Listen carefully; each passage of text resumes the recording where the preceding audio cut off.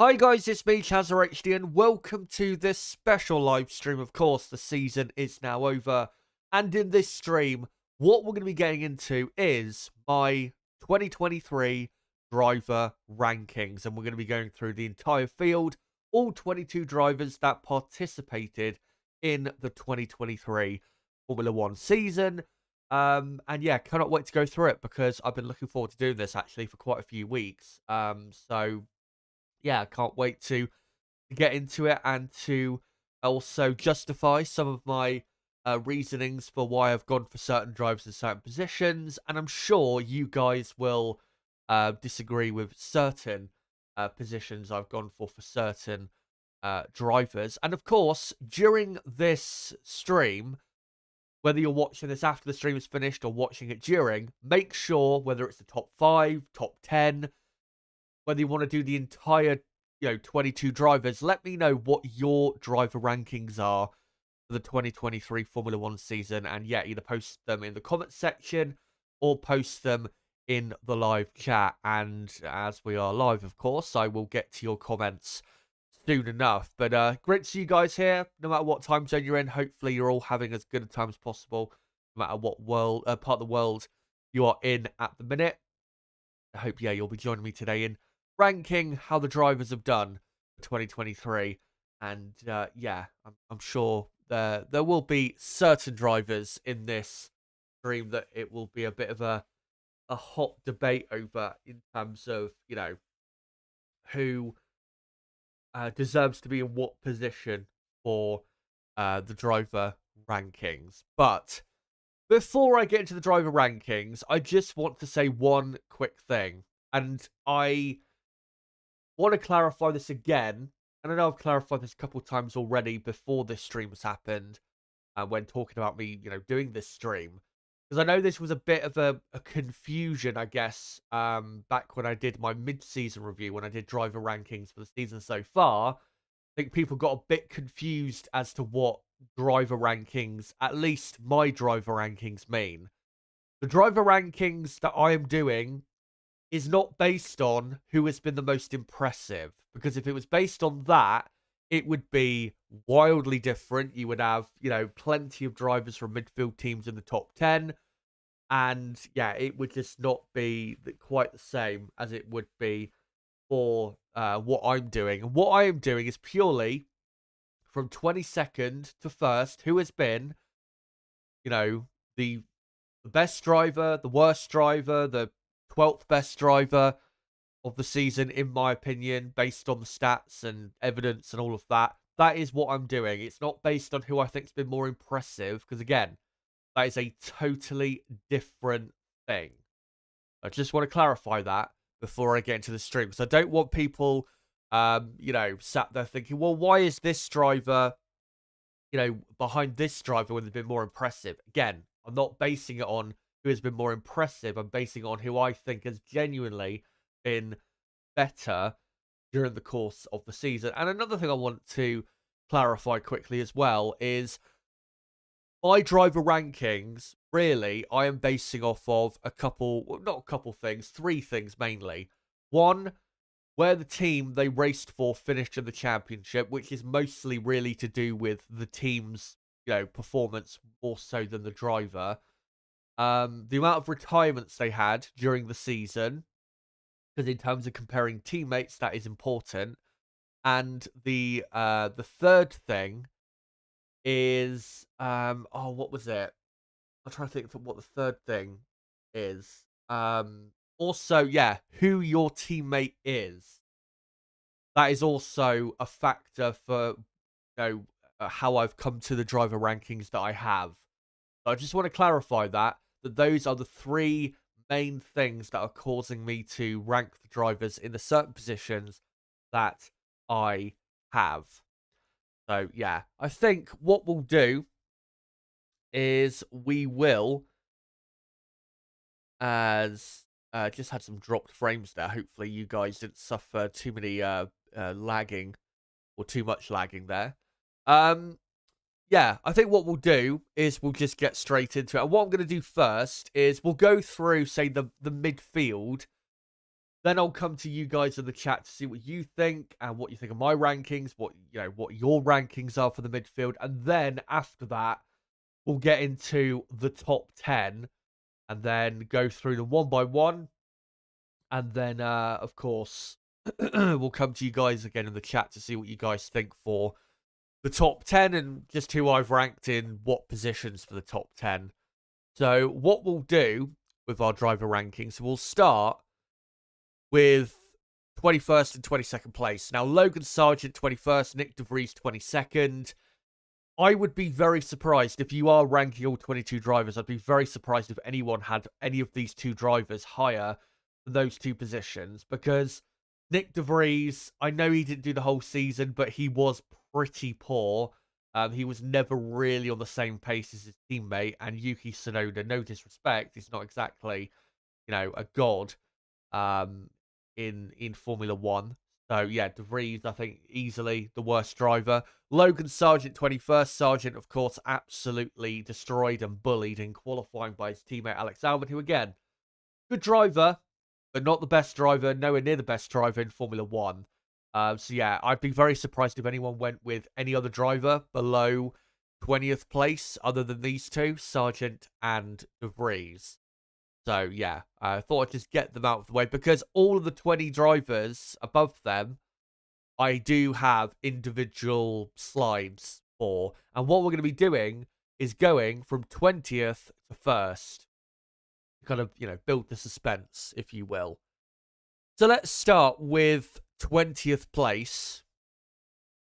And it is the Canadian Lance Stroll. I think I had him in 20th place in mid-season, and what he did for the second half of the season did not really improve my opinion. More eliminations in Q1 and a couple decent races towards the end of the season, but overall it was a very, very poor season. And he got nowhere near enough out of the car during the course of the year, whether it was in qualifying, the races, it didn't matter.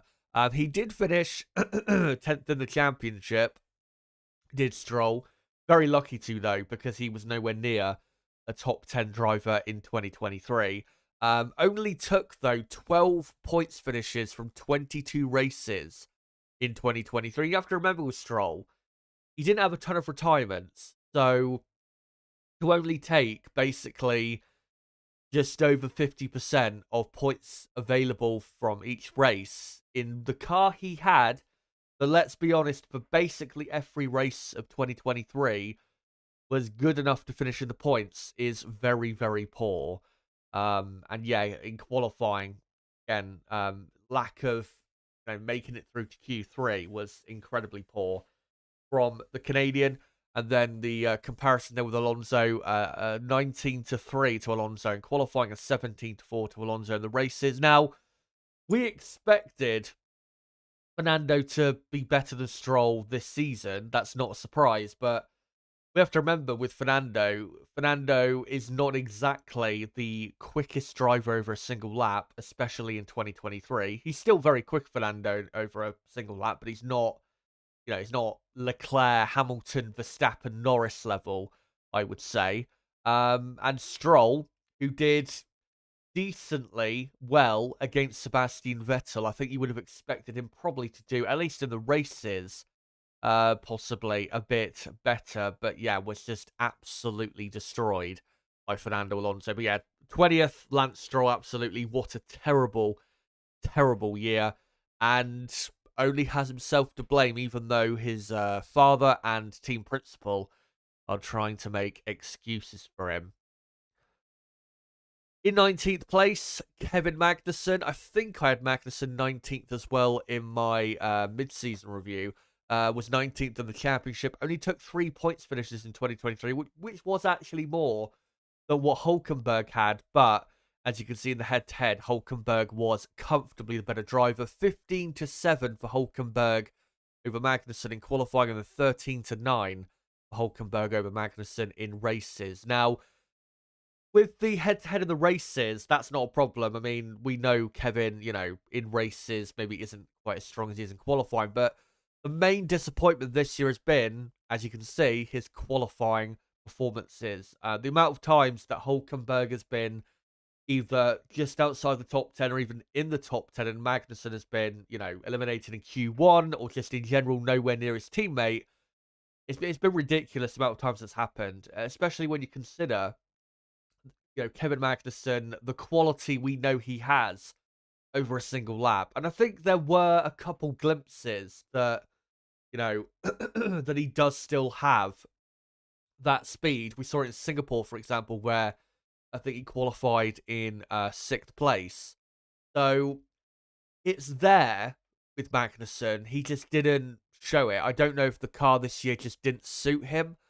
I have no idea why, but yeah, he just was really poor in qualifying for his standards, because we of course saw last year, even though his teammate wasn't the greatest, teammate he's had, his qualifying efforts, Magnussen, were overall pretty good. And then, of course, when he was at the Haas team, back in 2018, 2019, consistently was one of the strongest qualifiers from the midfield pack in Formula One. So that is the main thing that Magnussen needs to improve on for next season. No matter how good or shit the car is, he has to be beating Hulkenberg in qualifying, as far as I'm concerned. If he doesn't do that and it ends up like this again, then I think Magnussen will probably find himself without a drive for 2025. 18th best, Zhou Guanyu, and finished 18th in the championship. Took 3 points finishes in 2023. But as you can see there with the head-to-head against Valtteri Bottas, it was, a poor season. And I know the car wasn't great, but I think Zhou was, a lot of the time, just very, very mediocre in that car. Bottas beating Zhou 15-6 in qualifying. There's only one race they're excluded, which I think is for the British Grand Prix, where Bottas was excluded from qualifying for a fuel irregularity, I think it was. And then with the races, Bottas beating Zhou 12-9. A lot closer in the races, but in qualifying, it's been very one-sided. It feels like, and with Zhou, he does remind me a lot of Lance Stroll in a way, where a lot of the time he'll just be average and not really that good. And then you'll have a couple weekends where he just suddenly becomes, an amazing driver. We saw that, for example, with Zhou in Hungary. Qualified 5th and then absolutely ruined his race with an awful start, and then ended up colliding with, what was it? Was it Daniel Ricciardo at turn 1? And just destroyed his race in general. I mean, his teammate Valtteri Bottas kind of did the same as well, but yeah, awful season, and again, same with Magnussen, with, against his teammate. No matter how good or bad the car is next year, the Sauber car it will be next year. If Zhou ends up being beaten this, comfortably by Bottas, then Zhou really should find himself without a drive for 2025. As far as I'm concerned, he shouldn't be on the grid for next season. He has not been good enough to deserve a 3rd season in Formula One, as far as I'm concerned. He hasn't really done anything this year that really can convince me that he is definitely good enough for Formula One. And one good qualifying lap in Hungary is not, all of a sudden going to change my mind on how good he really is. The best drivers do, or consistently perform week in, week out. And this guy consistently is bang average. And Sauber, they need a bit more than that, especially with what their future is going to be. And another thing that's, really disappointing, as I was, saying in the towards the end of the season with Zhou, is he's been comfortably beaten by not just, peak Valtteri Bottas. We're talking about a past his prime Valtteri Bottas. This version of Valtteri Bottas is decent, but it's not anywhere close to the Bottas we saw, say, between 2017 and 2020. It's not close to that. So to be beaten this comfortably by Bottas, who is about, maybe just below, if you're ranking who is the best driver on the grid in total, to the worst, Bottas is probably just below the very middle of the pack, then, Zhou really has to be almost at the very back of the entire grid in terms of, who is good and who is not so good.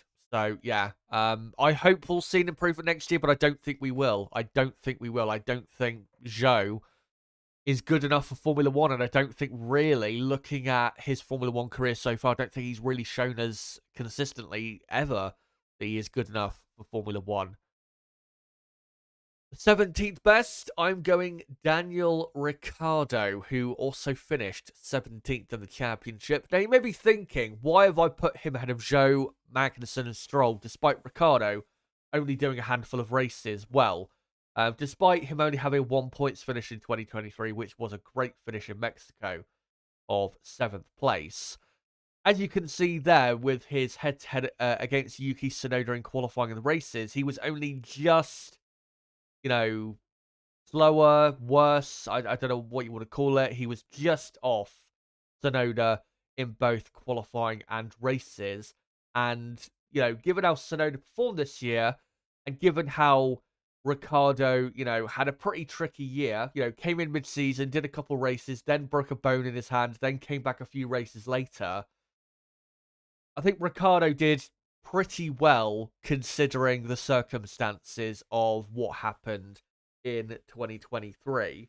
And if Ricciardo had been in the AlphaTauri instead of Nick De Vries at the start of the year, Ricciardo maybe does the entire season. I probably would have ranked Ricciardo if he had been this close to Tsunoda like he was there in the head-to-head. I probably would have ranked Ricciardo maybe 2 or 3 positions higher for the season. So I think with Ricciardo, given what we saw, maybe not fully back to his absolute best is Daniel Ricciardo, but he looks closer to his best, I would say, now than he did this time last year. Where this time last year, I think we were thinking maybe we'd never see him again in Formula One, when of course next year we know he'll be on the grid and maybe even taking over at Red Bull from Sergio Perez. But if Ricciardo can swap around that head-to-head against Tsunoda in qualifying in the races and maybe beat Tsunoda 2 or 3 more times overall in qualifying and races next year, compared to what Tsunoda was doing, in the races where they were both, driving at the same time, then I think Ricciardo next season will have a good season, and AlphaTauri I am expecting to have a pretty good car next year as well. So look out for Daniel Ricciardo. And then 16th, I am going with the other substitute driver, a replacement driver, what do you want to call him? Liam Lawson. And the reason I'm going with him ahead of Ricciardo, despite him only taking also 1 points finish in 2023 and finishing 20th in the championship, is because I think his head-to-head compared to Tsunoda in the races he did, compared to what Daniel did versus Tsunoda, was just better compared to what Ricciardo did. As you can see in qualifying, Yuki just ahead like it was with Ricciardo. But then in the races, Liam, in the 4 races they were... was it 4 races when they were teammates? I'm trying to think. 1, 2... No, it's 5 races. So I think one of those races excluded, which is the Italian Grand Prix, where, of course, Tsunoda never even started the race. But in the races they both did, Lawson 3-1 over Tsunoda in the races. And I think that's really the main reason why I've gone with Lawson ahead of Ricciardo.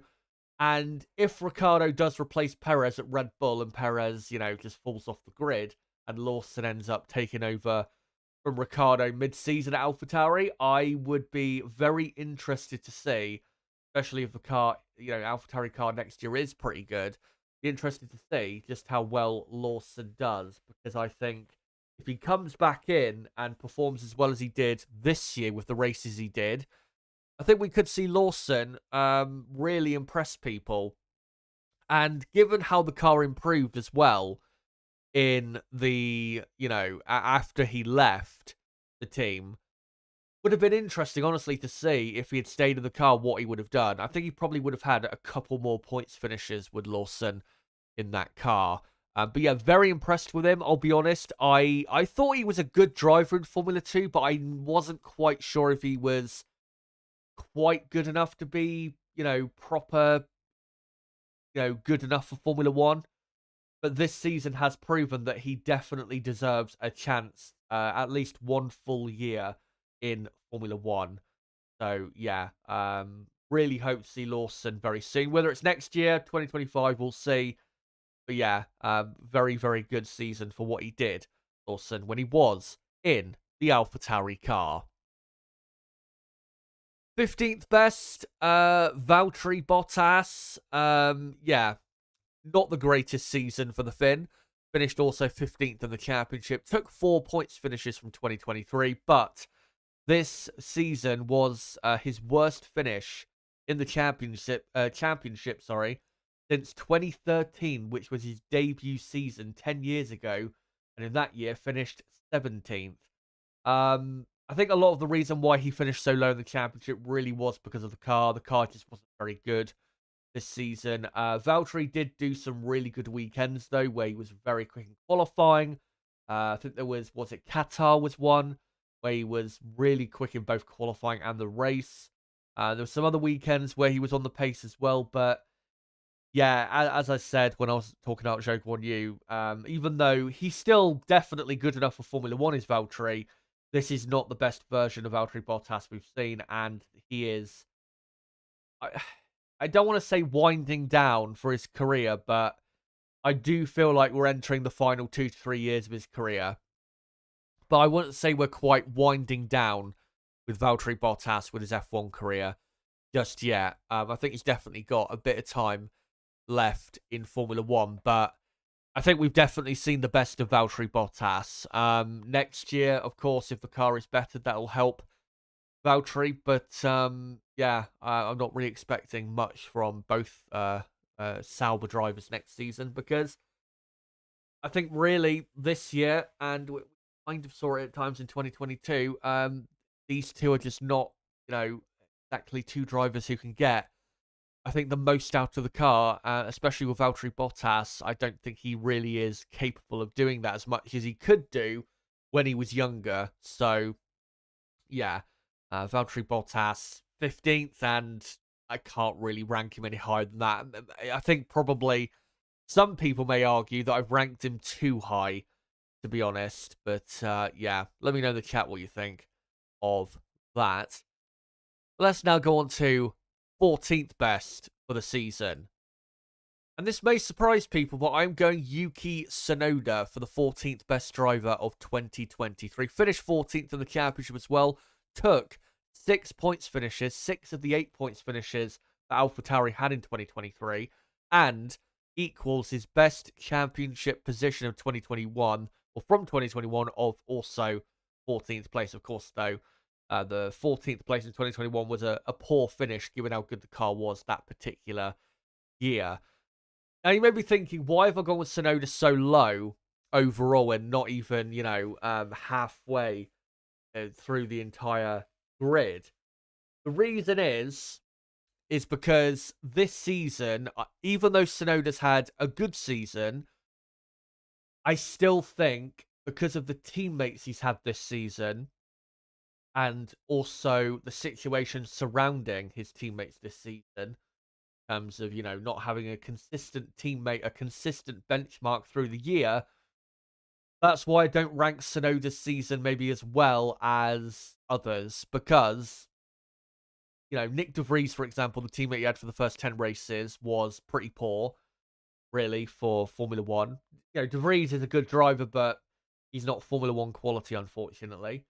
Daniel Ricciardo showed some decent form, but I don't think Ricciardo has shown properly yet that he is 100% back to his best on a consistent basis. And Liam Lawson, as you saw, was very competitive with Tsunoda, considering that Lawson is, younger and less experienced, and was actually better than Tsunoda in the races in the head-to-head. So that makes Tsunoda's 2023, in my view, not as good as maybe it will appear to some others. But still a good year. But I think really, next year, if the car is as good as it was at the end of this year, if he can keep up what he's done this year, I think Tsunoda's got a decent chance of being maybe just outside of the top 10 of the championship, maybe even just inside the top 10 of the championship. You never know.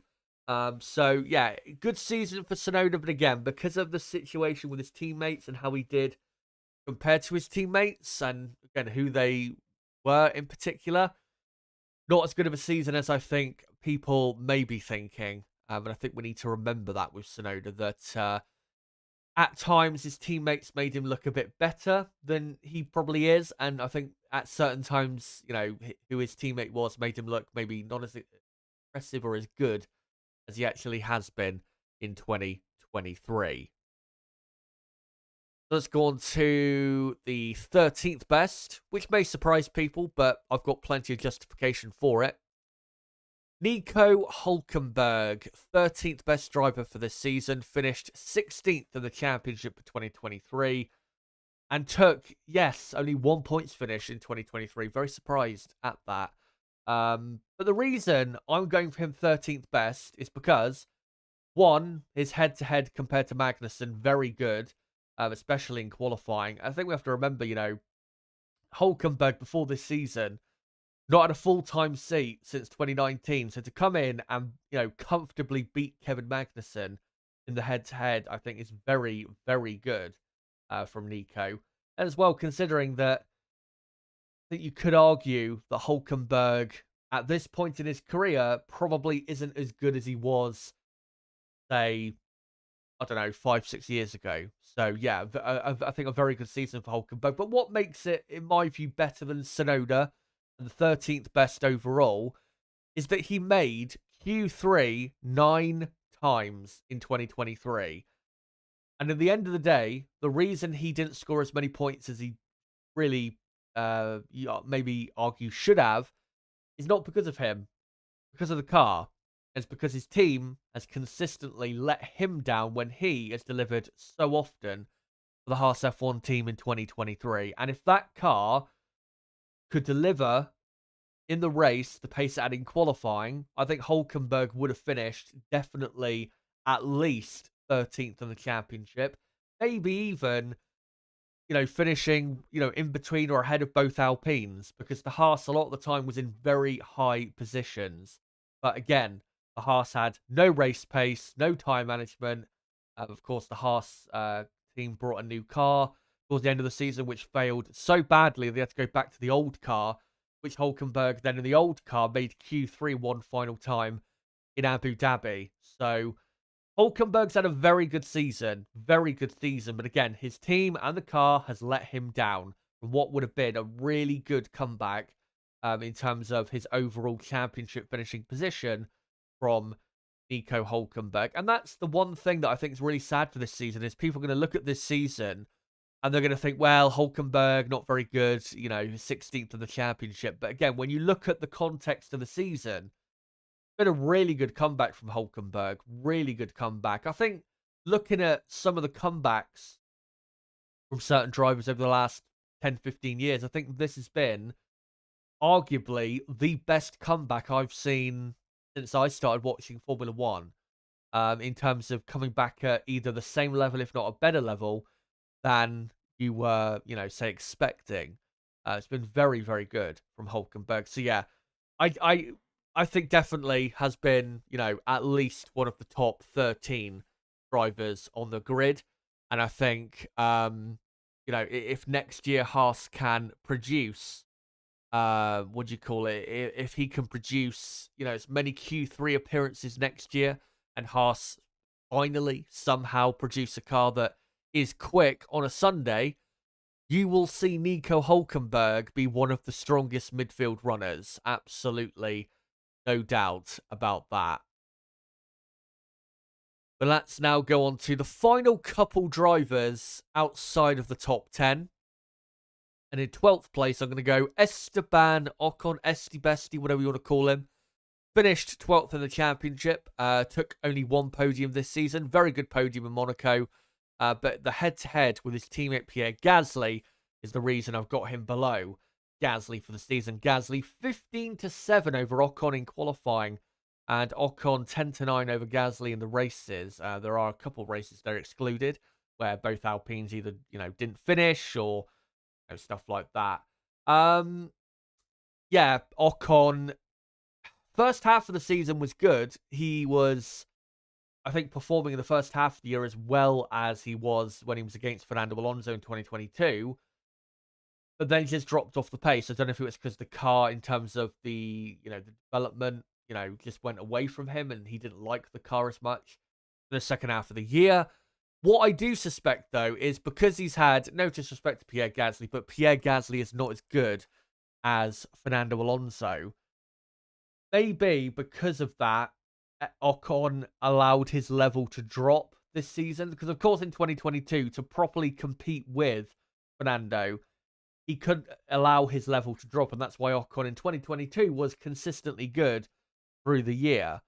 But this season, again, second half of the year, he just really dropped off, did Ocon. So, maybe that is why that is. Because he wasn't having to be, or maybe his mind wasn't having to be as on his game as he was when Fernando Alonso was his teammate. There were some very good races for Ocon, though. Obviously, Monaco. What was it? The Belgian Grand Prix, I remember, where he came from a low position to finish in 7th and produced one of the best overtakes of the year. There was that great race in Singapore where he was going to finish in 6th before his car let him down.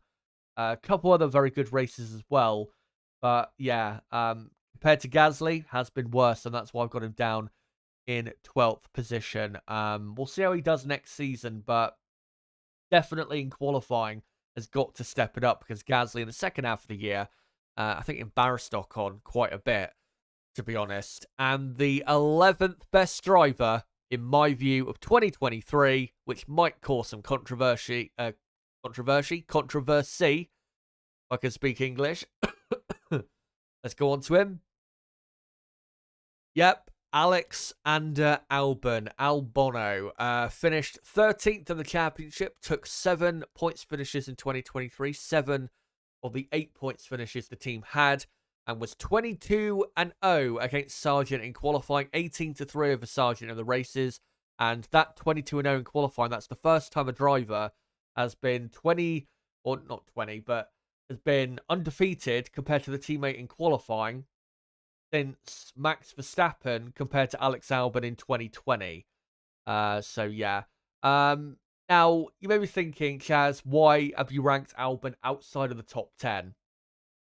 Here's the reason. One, the car, we have to remember at times this year was actually quite strong. It wasn't entirely down to Alex Albon why Williams finished 7th in the championship. There were some races where Williams were genuinely really quick. The British Grand Prix, for example, the Italian Grand Prix, I remember they were very, very quick. I mean, even on reflection, the Dutch Grand Prix at Zandvoort, they were, very quick. And proof of that is, Logan Sargent also making Q3. So we can't just sit here and say Alex Albon is 100% or almost 100% of the reason why Williams finished 7th in the championship. But the main reason why I have Albon outside of the top 10 is because, again, and I talked about this in my mid-season review, Alexander Albon does not have a good benchmark as a teammate, or for a teammate, which is, Logan Sargent. And this was the case, of course, last season with, Nicholas Latifi. And that is the main reason why I cannot put him in the top 10 of my driver rankings. Because if he had a real, proper, good teammate, like a Tsunoda or a Ricardo, Lawson, Hulkenberg, someone about his level at the minute, and he was doing this, then of course I'd rank him a lot higher. But because Logan Sargent has been so bad this year, and Logan, even though it has been officially announced, I think a couple of days ago, that Logan will be on the grid next year, guys, in case you guys missed that piece of news. Logan Sargent is not, I don't think, at the level he's performed at for 2023, I don't think Logan Sargent is good enough for Formula One. So to destroy someone this bad who is not good enough for Formula One is not as impressive as people think it is. Again, good season for Albon, but let's be, let's be reasonable with how good of a season it's been. Because again, to really determine, I think the best way to determine how good a driver is how they do against their teammate. And obviously, depending on how good their teammate is. And, looking at Logan Sargent, again, current performance level, not, and I'm not looking at, what happened in the last couple races of 2023 where he did improve a bit. I'm looking overall at 2023. Again, Logan Sargent, overall for the 2023 season, was not performing at a level good enough for Formula One. So, yeah, that's why I can't put Albon in my top 10. As I said earlier, though, with my rankings, these rankings I'm doing is based on who I think has been the best all the way down to the worst driver of the season. This is not who has been the most impressive, because if I did, a who has been the most impressive of 2023, Albon would probably be in the top, 6? Tsunoda would probably be in the top 10 as well. So that's why I've got those two drivers again outside of the top 10. Because again, their teammates not being quite, as good at times, or looking back at Yuki Tsunoda when Liam Lawson came into the car, Lawson being actually better in the races, his results. It makes you understand a bit more how good actually Tsunoda was, and with Albon again, if he had a proper teammate who was definitely good enough for Formula One and was right at Alex Albon's level, we would be able to find out a lot more about how good Alexander Albon, really is. So that's why I have got him 11th best driver of the season. Again, if you disagree with me, that's fine. Let me know why you disagree with me. I'd love to hear why you guys disagree and what your reasoning is, and what your logic is behind your why you think Albon, say, is one of the top 10 best drivers of 2023.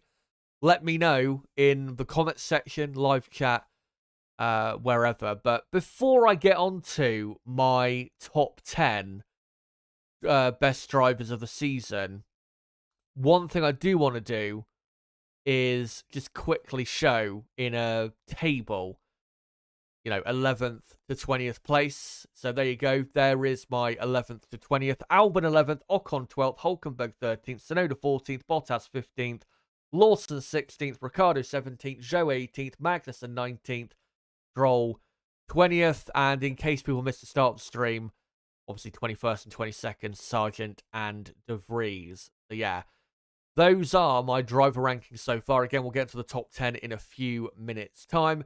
Just wanted to quickly say, though, or quickly update you guys about my next piece of content, which, of course, will be coming next Sunday at the same time, 12 p.m. UK time.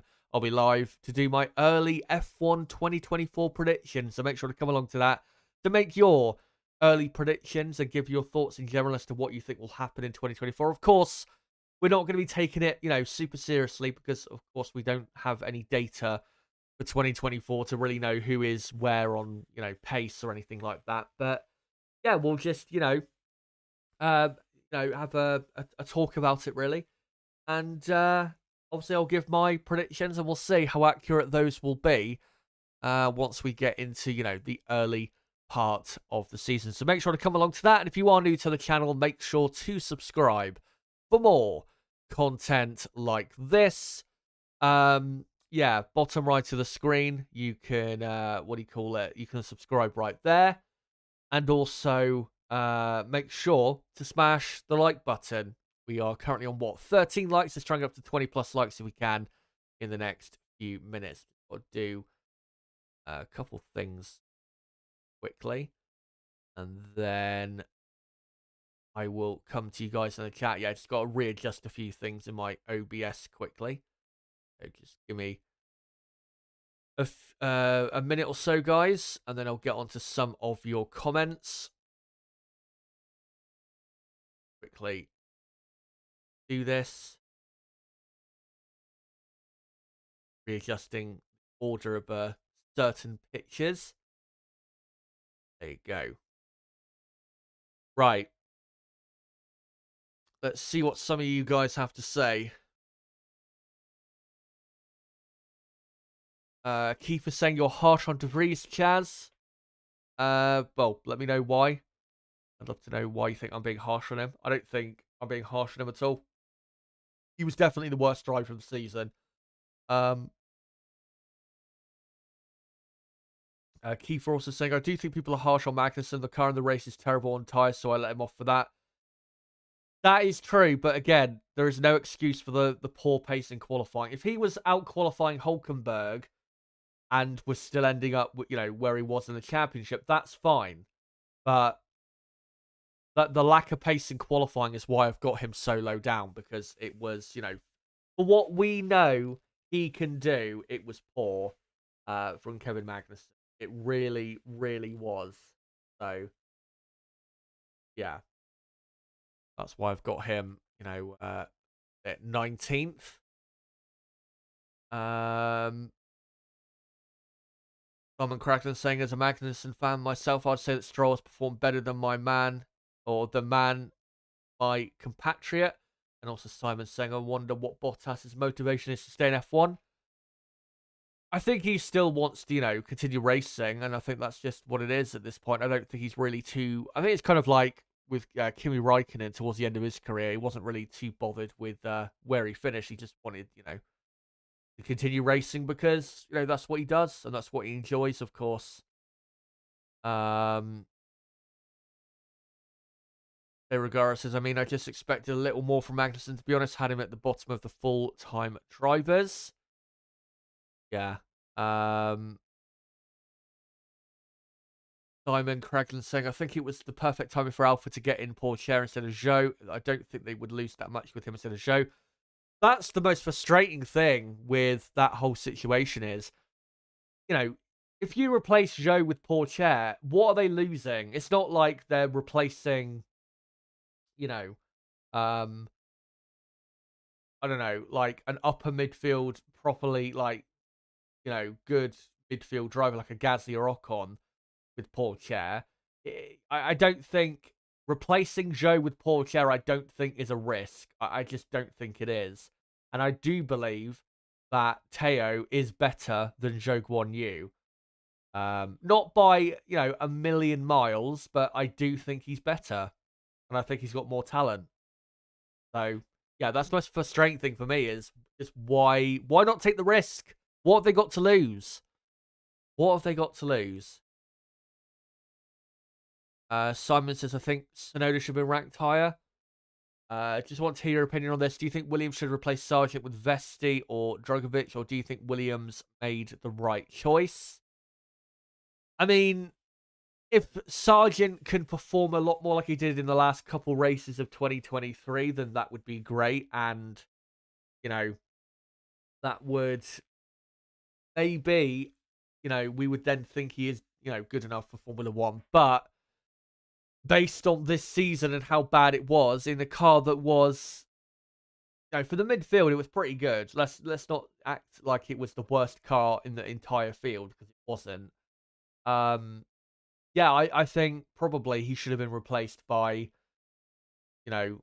a Vesti or a Drogovic. I'd probably say Drogovic more than Vesti. I do think, even though Vesti had a good season, I do think Felipe Drogovic is probably better than Vesti. Again, though, it's, pretty close between the two. I wouldn't say there's a massive gap. But I would have rather seen Drogovic in that car than, for 2024 in the Williams car than Logan Sargent. Whether Felipe Drogovic is better than Logan Sargent, I think he probably is. But again, I don't think it is a massive gap between the two. And I know people may say, well, Drogovic had, way more experience in F2 when Logan, only did 2 years, and Drogovic did, I think, was it 5 seasons? That is true.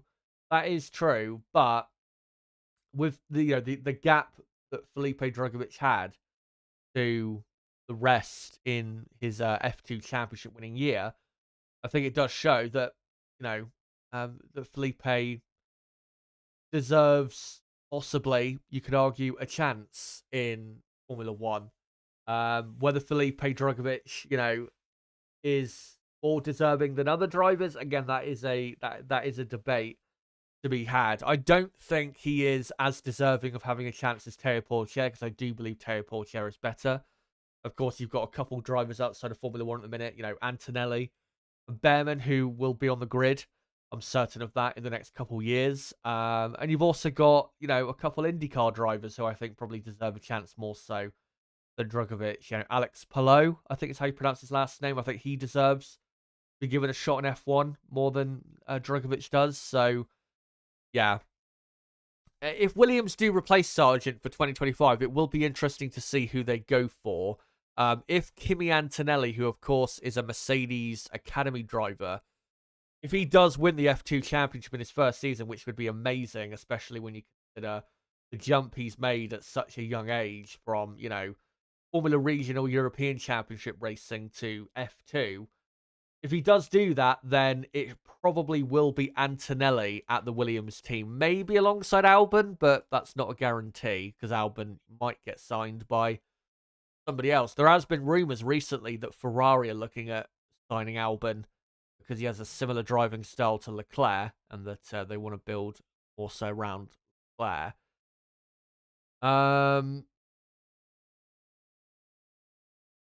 Blue Flag Alpha says Ricciardo only in 17th feels like it should have been higher, like ahead of Bottas. Yeah, I can see why you think that, but I think with Ricciardo, I think he didn't have enough races for me to put him, in the top 15. And I definitely couldn't put him ahead of Lawson, given how well Lawson did head-to-head against Tsunoda. Blue Flag Alpha are also saying Ocon was all over the place this year. Sometimes he did well, sometimes he's just bad. And yes, Simon's saying Albon needs to be tested against a better teammate. Hold on. Let me just scroll up a bit. Simon Craglin's saying, I think he's better than 11th. He's been more consistent than Gasly and Perez as you rank higher and made less mistakes in general. But yeah, he definitely needs a better teammate.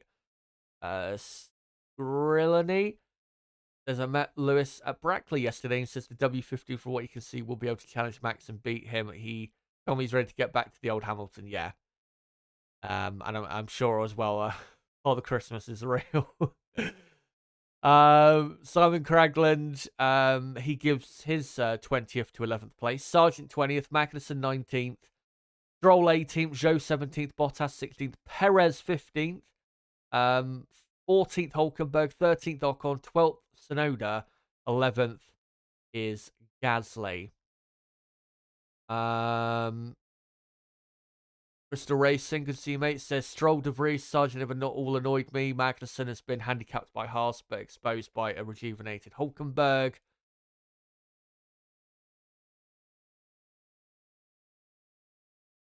Kiefer saying Stroll, De Vries, Sargent, Magnussen, Perez, Zhou, Bottas, Daniel, Ricciardo. So regardless, it's Magnussen, Sargent, Zhou, Ricciardo, Stroll, Bottas, Lawson in 14th. That's interesting. Then over 13th, Hulkenberg 12th, Ocon 11th.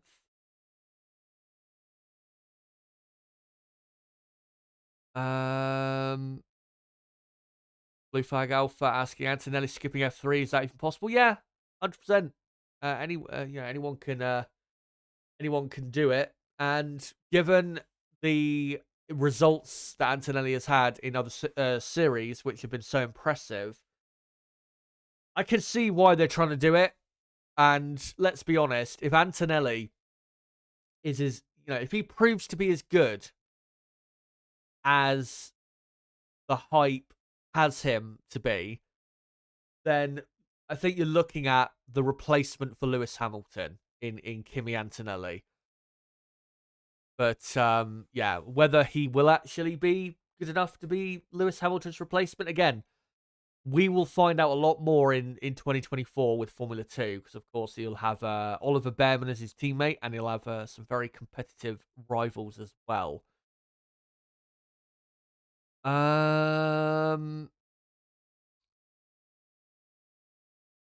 Gravel saying, Ricardo was underwhelming. Bottas, Car Limited, Jones, Sargent. Lucky they're in countries F1 is trying to become popular. I rate Albon higher than Russell. Top 3, Alonso, Hamilton, Verstappen.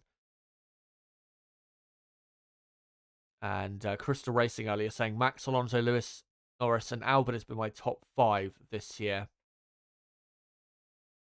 Right, well, talking of, more so the top drivers, I think it's about time we get into those top 10 drivers. And again, a couple drivers I've got in certain positions may cause some controversy, but let's just get into it. So I think in 10th place, not really a surprise, I've got Pierre Gasly. Finished 11th in the championship. Really, I think was a bit unlucky not to finish in the top 10. It was definitely a lot better than Lance Stroll, of course, who took 10th place. Took one podium in 2023. Of course, that brilliant podium at Zandvoort, where he went from like 13th, 14th on the grid up to 3rd place, and was really strong compared to teammate Ocon in qualifying, as I think you can see there, 14-8 in qualifying. Was it 14-8 or 15-7? I think I may have got that wrong from earlier. I think it was actually 14-8, and I just misdid it, but still was better than Ocon in qualifying this year. In the races, it was basically equal, and that was the only probably criticism you could have of Gasly, is maybe in some of the races this year he was a bit underwhelming. But in qualifying, in the second half of the year, he was the main man for the Alpine team, and he was definitely better than Esteban Ocon. And the reason I've got him ahead of Alex Albon is because even though over the course of the year Alpine did have a faster car, in the second half of the year especially, I'm not sure that was necessarily the case with, Alpine versus Williams. But the reason I've got Gasly ahead of Albon is because Gasly beating and being better than Ocon shows to me that he's had a better season than Albon, because Albon, again, his teammate is, or has been, terrible, absolutely terrible in 2023. So that's why I've got Gasly ahead of Albon, purely because his teammate is a much better benchmark than what Albon has at Williams. So yeah, that's why I've got Gasly just about the top 10. Good to see, though, Gasly getting more so back to what we saw in 2021 when he was at AlphaTauri, when he was definitely one of the top 10 best drivers on the grid back then. So yeah, great to see from Gasly, and hopefully if the car maybe a bit stronger next season, he'll keep this up compared to Ocon in 2024. But let's go on to my 9th best driver of the year, which is Sergio Perez. Maybe controversial to have him, this high up. I know plenty of people will have him outside of the top 10, which I can understand why, but I'll get onto why I don't have him outside of the top 10 in a moment. Did, though, finish 2nd in the championship, and that is his best championship finish of his career. He has never finished 2nd in the championship. Last year was 3rd. Year before, I think it was 4th or 5th. Can't remember exactly. Took 2 race wins this year, but the reason I've got this low down is because he only took 9 podiums from 22 races, which in that car is unacceptable. He should have been on the podium at least, in the 22 races, at least probably 15, 16 times. So, yeah, not a good enough season from Perez. And, of course, we saw in qualifying, missed Q3 so many times this season, and it definitely was not Sergio Perez's best year. Probably the worst year Perez has had, probably since that year he had at McLaren in 2013. Maybe even you could say worse than that. Yeah, just not a good year at all from Sergio Perez. And let me get into why, though, I've got him in the top 10 still over your Gaslys, Albons, Ocons, Tsunodas, Hulkenbergs. At the end of the day, because Perez is in a much better car than the Alpine, the Williams, the AlphaTauri, the Haas, I don't think we can really sit here and actually compare Perez to those particular drivers in the Alpine car, the Williams, the Haas, the AlphaTauri, the Alfa Romeo, because, again, the cars are not comparable, so we can't really know, compared to those drivers, how good Perez, truly was. And we can't sit here and say 100% that Gasly, Ocon, Albon, Hulkenberg, Tsunoda 100% would have been better with how they performed this year compared to Perez. Maybe they would have. I think maybe a couple of those drivers I mentioned would have been better, but we can't say for sure they would have because, again, the cars they were driving this year were so much slower than what Perez had, to the point where these drivers are incomparable. And that's why I have him ninth in the championship. You may be thinking, though, why have I then got Lance Stroll 20th when he was in a car that a lot of the time was much better? The reason with Stroll is because he was legitimately in the midfield this year. He wasn't a front runner this year, even though he was in, say half the season, a front running car. So that's why I've got Stroll all the way down in 20th place. With Sergio Perez, again, the reason I'm having him in ninth is, like I said, because we don't know for sure whether those other drivers, whether, they, with how they performed this year, whether if they were in the Red Bull car, whether they would have 100% been better than what Perez has done. So that's why I've got Sergio Perez in ninth. But if you guys, if you have him down in 15th or way outside of the top 10, I get it. 100%. I understand why you guys have him outside of the top 10. But just for the way I evaluate driver performance, that's why, I've got him in the top 10. So, yeah, I guess that's just the differences at the end of the day between our evaluations, between, or not between, but, for the entire field. But let me know in the chat, what you think of my evaluation, or what you think of just in general of, with with drivers like Gasly, Albon, Ocon, Hulkenberg, Tsunoda. Do you think 100% they would have been better than Perez this year, or do you think it would have been maybe not much different? Let me know in the chat or the comments section. Anyway, the 8th best driver, I am going with George Russell. Finished, of course, 8th in the championship, and was just not a good season from Russell. Wasn't the absolute worst season. It definitely could have been worse than Russell, but it was not the Russell we saw in 2022, sadly. 0 pole positions in 2023, which I'm,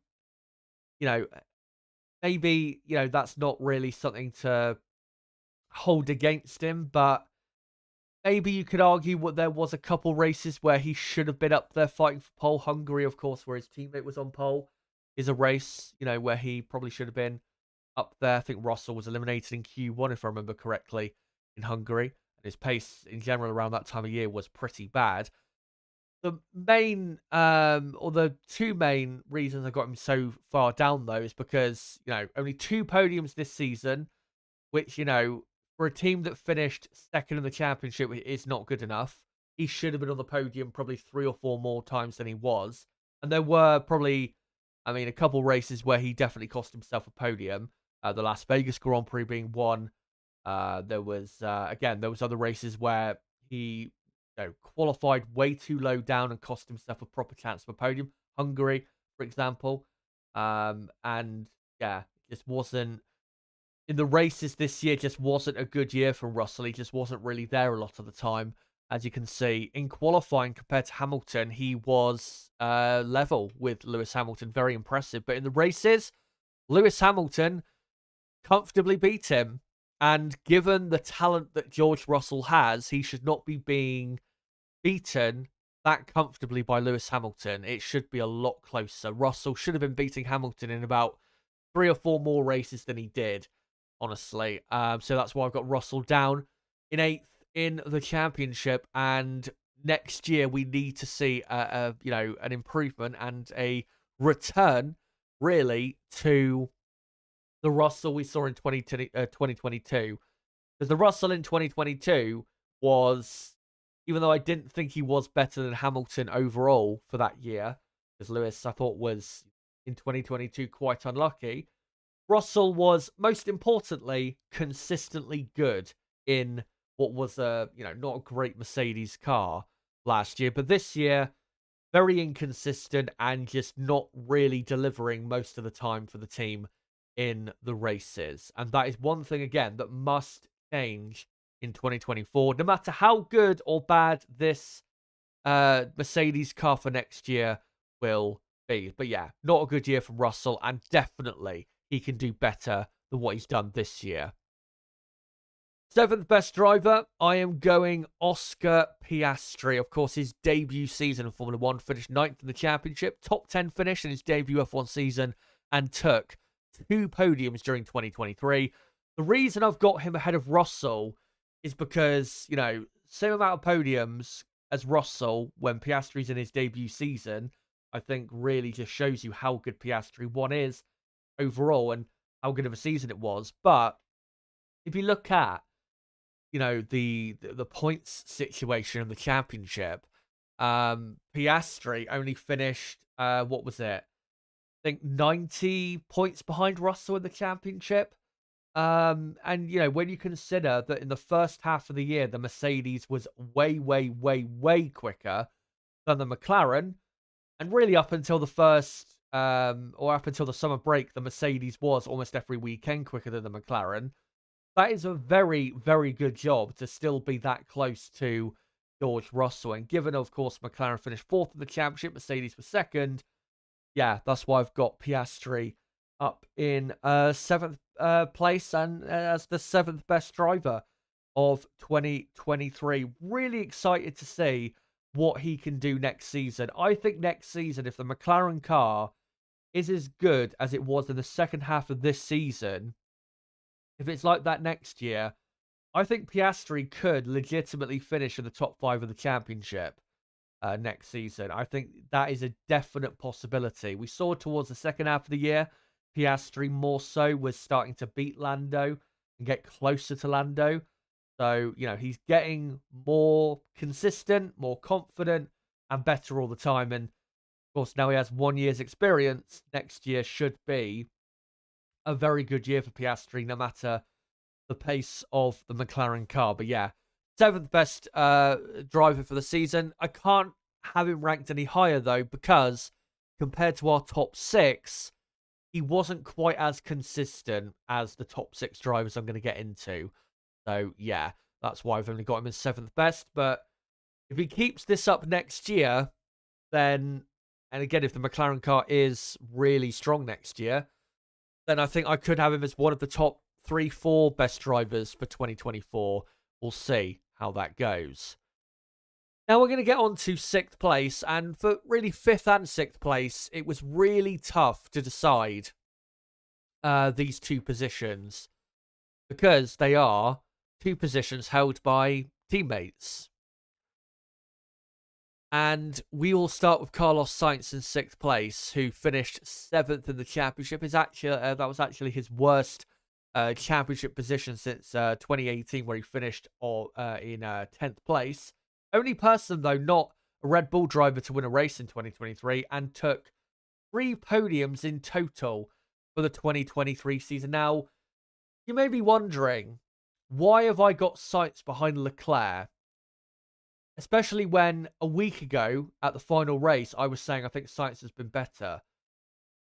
When I looked into the data and the stats, I realized that in reality, that isn't the case. Even though Sainz won a race this season, I realized that in reality, Leclerc has been the better driver. And we'll get on to here with Leclerc, who finished 5th in the championship. That is his worst championship position since 2021, where he finished in 7th place. But as you can see there, with qualifying and the races, Leclerc beat Sainz 15-7 in qualifying and was 11-9 over Carlos in the races, but had 6 podiums, did Leclerc, in 2023, and took 4 pole positions. Of course, Carlos Sainz took, I think, 2 pole positions, but Leclerc beating Sainz in the head-to-head in qualifying, the races, taking more pole positions, more podiums, and you have to remember, Leclerc had more DNFs than Carlos did in 2023. I just couldn't with a straight face sit here and say, yeah, Carlos Sainz has been better. I just couldn't do that. If I did that, then I would be, I think, destroying my credibility, really, having Carlos ahead of Leclerc, despite most of the evidence showing that it's Leclerc better than Carlos Sainz. So that is why I have got Leclerc ahead of Sainz, because when you look at the head-to-head, again, Leclerc was better than Carlos Sainz. The only thing Carlos has over Leclerc is he won a race and Leclerc didn't, which, you know, that was great. Amazing drive from Sainz, and Sainz has had a good year. This is Sainz's best year since 2021, in my view. But, again, I can't sit here with a straight face and put him ahead of Leclerc, because Leclerc has been, I think, factually better than Carlos Sainz. So that's why I've got Leclerc just in 5th place. But again, it was so difficult to decide between these two drivers, because overall they've been, definitely, as you can see there in the races, they've been very close to one another in 2023. So yeah, Leclerc 5th, Carlos Sainz in 6th. Let me know who you thought was the better Ferrari driver in 2023. But let me now get on to my top 4 best drivers of the year. In 4th place, Lewis Hamilton finished 3rd in the championship this season, took 1 pole position, which was at the Hungarian Grand Prix, also took 6 podiums in 2023, and finished 61 points clear of teammate George Russell. It was a good year from Hamilton. But in the second half of the year, I did feel like he was a bit inconsistent, and as we saw in the last couple races of the year, was very poor, was Lewis Hamilton. Yeah, again, overall, though, it was a good season. Most of the time, he was the driver to be relied upon by the team to deliver the results that the team needed. There were some very good drives in there. A 2nd place, for example, in Australia, in Spain. Obviously, that pole position in Hungary was, you know, brilliant. Really pulled out an amazing lap to end up on pole. You know, you had a podium in Mexico, I remember, was very, very strong. So, you know, he's had a good season, Hamilton, but again, in the second half of the year, it's been the lack of consistency as to why I can't put him in the top 3. And still, this is not the best version of Lewis Hamilton that we have seen. And definitely not, you know, on the same level as the Lewis Hamilton we saw a couple of years ago. So I do think Hamilton can perform better. Of course, I know the car he's had this year and really for the last couple of years has been a car that's been, you know, very difficult for him to perform in, but mostly has done a good job as Hamilton. But yeah, I think overall, 4th best driver is fair for 2023. The 3rd best driver, Lando Norris for McLaren. What a year Lando has had in 2023. Most podiums in a season, personally, for Lando. 7 podiums overall. Equals his best championship finish of 6th in 2021. Scores the most points in a season for his career, 205 points this season. Was only 2 points away from finishing, 4th in the championship. Shows you how good second half of the season was for him to climb that high. And took those 7 podiums, he took them over the course of 11 races in 2023, from the British Grand Prix until the Sao Paulo Grand Prix.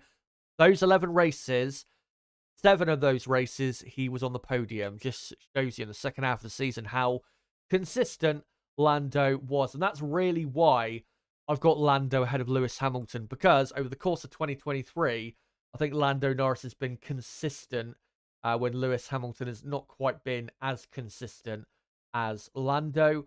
And as well, we have to remember Lando, in the end, finished about, 30 points behind Hamilton in the championship. First half of the year, Lando was in a car that was a lot worse and has finished, has been racing for a team that's finished 4th in the championship this year. The Mercedes were 2nd. So, given how he did in the Drivers' Championship, I think Lando could be very proud of his season and did really a fantastic job. And I think still could have done better, because there were a couple qualifying sessions here or there where he probably didn't deliver the best lap he could and maybe could have done a bit better. So, yeah, great season for Norris. And he is 100% one of the top 5 drivers in Formula One, I would say right now. In terms of who my, current top 5, top 10 drivers are right now in F1. Again, that's a completely different stream or video for a different day. But I would say, yeah, at the minute, he is definitely one of the top 5 drivers in Formula One. When probably last year, if you had asked me where he was, I'd probably say he was outside of the top 5. But I think this year, having a proper front-running car, he has proven that he is definitely one of the top 5 best drivers in the world and deserves to be right up there with your Hamiltons, Alonso's, Verstappen's to a degree.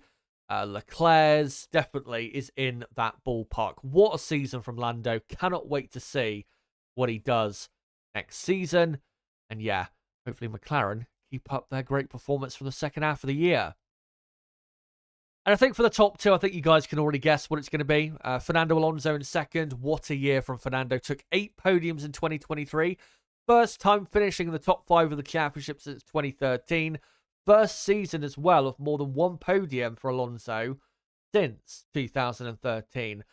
Took 6 of his 8 podiums in 2023 in the first 8 races and only had 2 DNFs during 2023 as well. And at the end of the day, to finish 4th in the championship despite the car for the second half of the year being a midfield car shows you how great of a year it was for Fernando.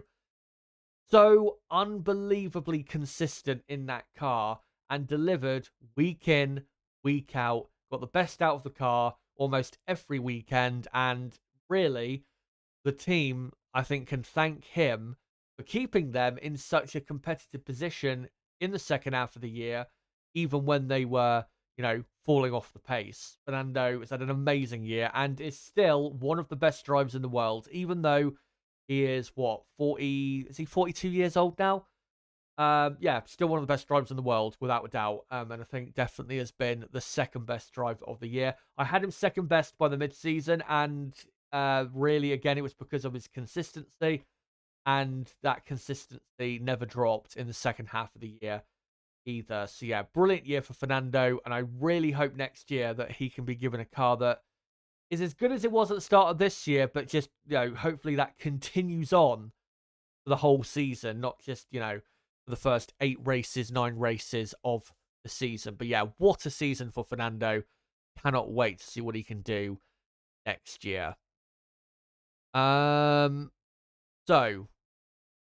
let's now go on to, of course, the best driver of 2023, Max Verstappen. Let's go through some of the records that he has for this season, the most important ones at least. Most wins in an F1 season. He now holds that record, 19 wins. The previous record held by Max Verstappen in 2022 of 15 wins. But yeah, had 19 for this season. Most consecutive race wins. That is a new record he has. The previous record held by Sebastian Vettel in 2013 of 9 wins in a row. Verstappen now has 10 wins in a row. Most laps led in a season. Verstappen has that record. 1,003 laps he has led in 2023. And of course, with winning the championship this year, he's now a 3-time world champion and now sits 3rd in the all-time list for race wins on 54 wins. And he's only 26 years old. And he's only 37 wins away from equaling Michael Schumacher's 91 race wins to put him up in 2nd place. And if Max was to win 19 races next year and 19 the year after, then he'll be 2nd overall all time for race wins, and he'll be only probably a few wins, 10 wins or so behind Lewis Hamilton. So yeah, unbelievable season by Verstappen. He's been by far the best driver this year, and he is the best driver in the world by a clear margin. Just an amazing driver. And even though, when he came into Formula One when he was 17, we could all see when he was super young, even when he, just came to Red Bull, won his first Grand Prix at Red Bull, we knew he was a really special talent. But I think even those people, including myself, who thought he was a really special talent and he was definitely a future world champion, I think even at this point, we are surprised by just how good this guy is. This it's too early to say, but if he keeps this up, this level of absolute domination, and of course, it would help if the other teams produced a bit of a better car, to make Max's records and dominance look a bit more impressive. But if he keeps this up for a few more years, then he's probably going to go down as the greatest racing driver of all time.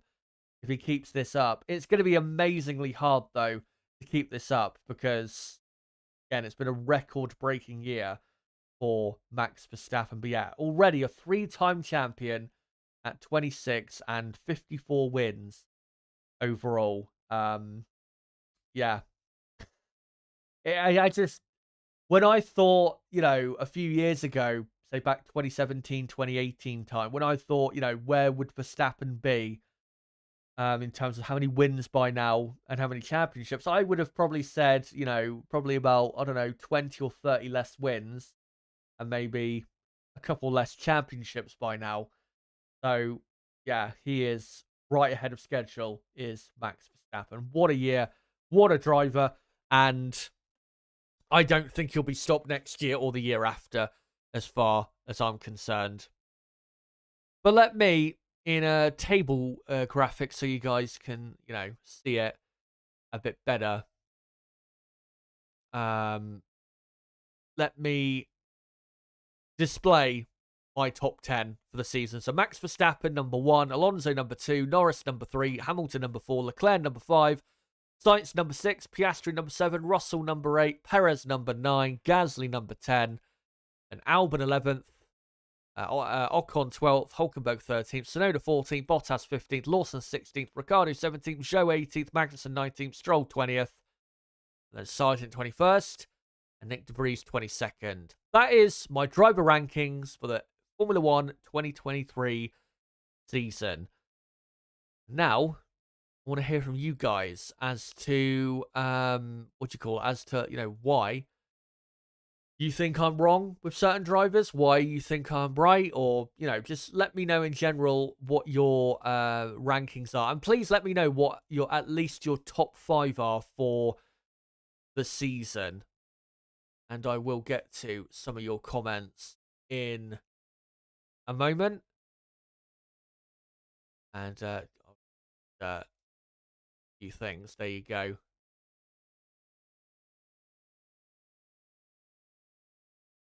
Right, let's find some comments. Good to see Nib, by the way. Crystal Racing says, "What the fuck, Chaz? You need help. What have you been smoking?" Not sure what that's in relation to.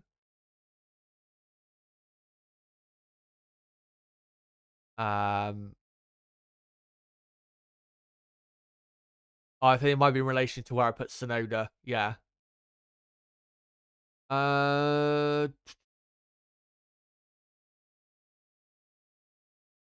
Just scroll up a bit.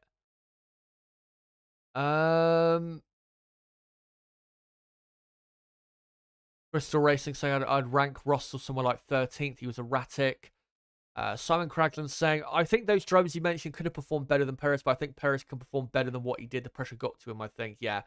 I think we all know what happened. He put the pressure on himself unnecessarily to think he could actually win the championship, and then Max Verstappen reminded him of who's boss. And then, Perez mentally destroyed for the rest of the year. Piastri,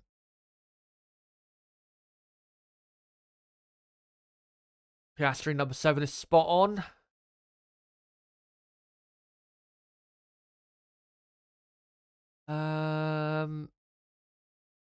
Simon Cracklin says Leclerc still proved to be a better than Sainz after Singapore. Leclerc was definitely quicker. Yeah. Again, like I said, even though I said last week Sainz I thought had the better season, when I actually looked at the data and the stats, I couldn't, again, with a straight face, put Sainz ahead of Leclerc, because when you look at the head-to-head, Leclerc, the only thing Leclerc doesn't have is the race win. If Leclerc had won that race in Singapore, I think we'd all be sat here 100 million% saying Leclerc's been better this year, but because he doesn't have that win, it gives a bit of a false impression as to how Leclerc did against his teammate for the year.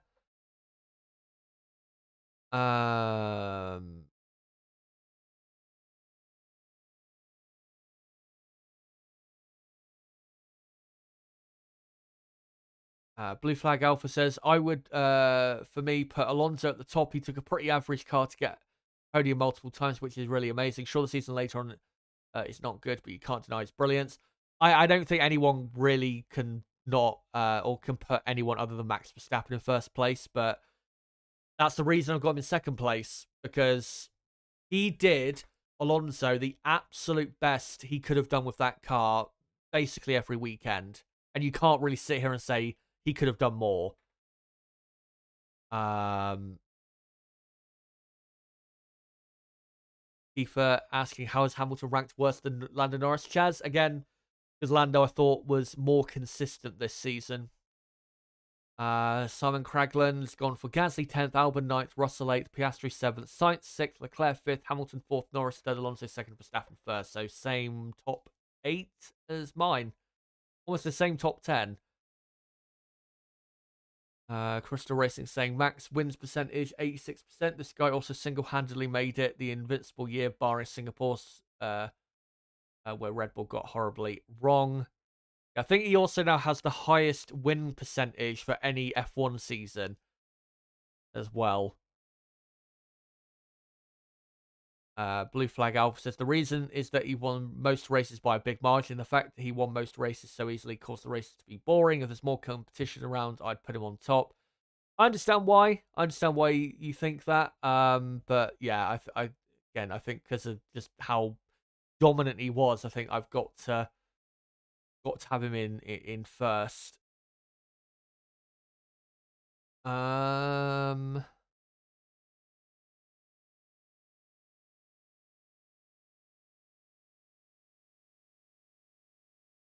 Nib saying you are wrong, and that's my reasoning. Yes.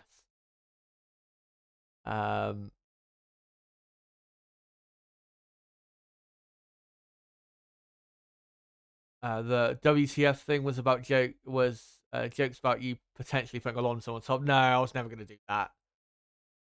Never going to do that. Like Nib said later on, if you're, I don't know, maybe a couple of people have legitimate reasoning, but I think most people, if you've got anyone else to Max on top, then I think you're just trying, probably to be different. I think it's incredibly difficult to put anyone in first place who is not named Max Verstappen. Looney Classic says Max is not the best driver by a long margin. Charles, in my opinion, is faster than him and outperformed him first 10 races of 2022 when he started the car to compete with Max. Maybe that's true, but that was 2022.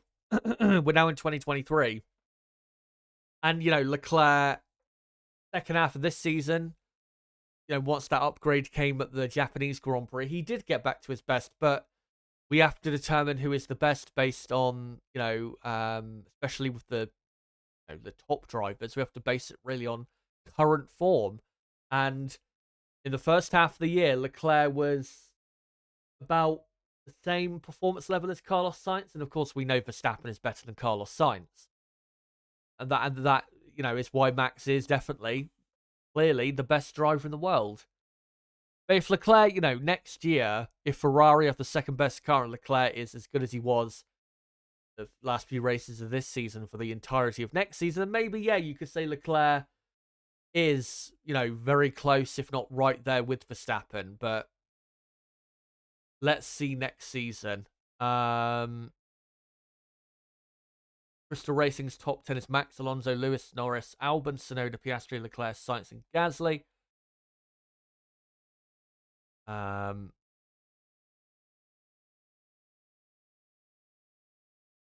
Looney Classic says, with the car Lando had in the second part of the season, he choked. Qatar, Abu Dhabi, Mexico, and some other races where Lando choked. Qatar, I don't think I would say that. I don't think I'd say in Qatar that was a case of that. Abu Dhabi, again, I wouldn't quite say that was a massive case of that. I mean, even though in qualifying, yeah, he didn't deliver the best lap he could in the race, finishing 5th, and realistically, that was the best position McLaren could get because they weren't that quick in the race. I mean, Mexico, definitely, 100%. He, threw away what could have been at least a podium, if not maybe even a potential fight for victory, but we'll never know in the end.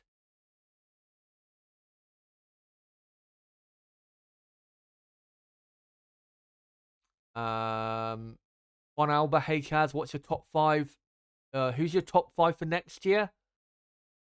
If you're talking about who I think will finish in the top 5 of the championship, I will be getting onto that next week. As you can see here, that's my next piece of content coming on the channel. Next Sunday live at 12 p.m. UK time, I'll be doing my early F1 2024 predictions. Of course, we're not going to be taking it super seriously, but I will try and give my predictions for how I think 2024 will go.